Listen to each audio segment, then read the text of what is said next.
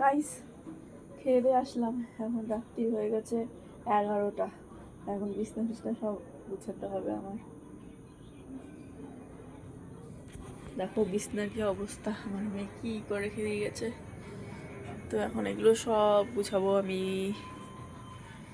আগে এই যে স্কুল থেকে টিউশন থেকে এসে বই পড়িয়েছি, ব্যাগটাকে এখানে খেলায় রেখে দিয়ে চলে গেছেন মহারানী দিদুনের বাড়ি।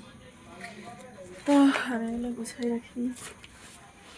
তো ঘর দুয়ার সব ছড়ানো ছিটানো, গুছানোর টাইম পাই না। আগে বছরে একবার গুছাবো।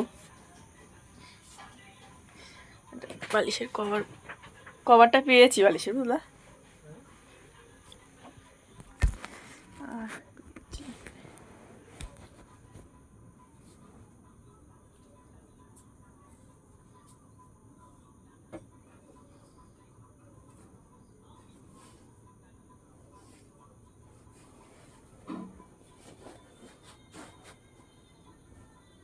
ওকে লাস্টে অবশ্যই বিকাশ দেওয়ার সময় দাঁড়িয়ে ওর পেছন থেকে আবার সামনে দাঁড় করালাম, ছাতা ধরালাম, তারপরে একা তো সাইকেল চালায় চালায়।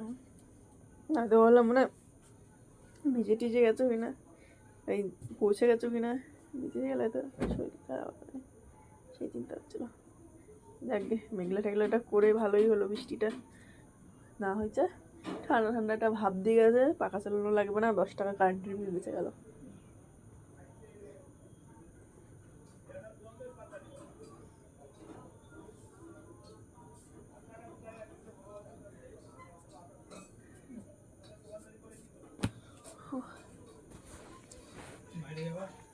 হ্যাঁ তুমি আসো, আমি আসছি, ঘর তো ঝাড় দিতে হবে।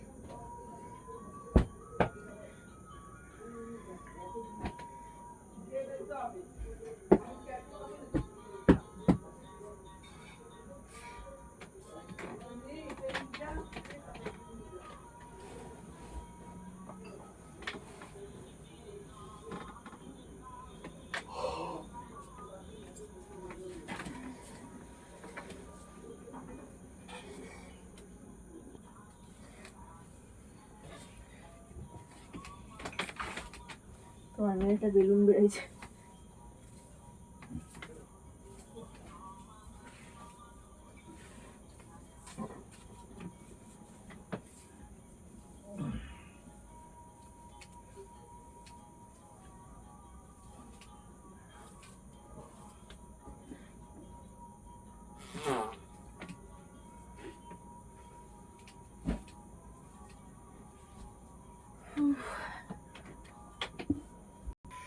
তো চলো গাইস, রাত্রিরে সব কাজ কমপ্লিট, ঘর তো ছাদ দিলাম, বিছনা টিছনা করা রেডি, এবার ঘুমাতে যাব। সবাইকে জানাই শুভরাত্রি, সবাই খুব ভালো করে ঘুমিও, টাটা।